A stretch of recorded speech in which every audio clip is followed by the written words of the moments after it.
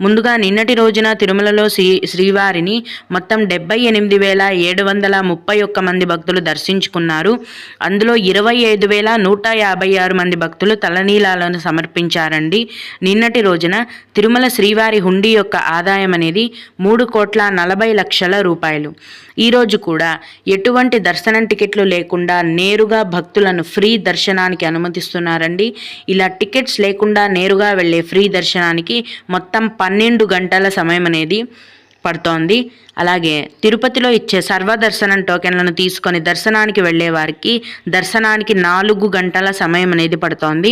అలాగే 300 రూపాయల దర్శనం వారికి మరియు 500 రూపాయల దర్శనం వారికి దర్శనానికి 3 గంటల సమయం అనేది పడుతోందండి.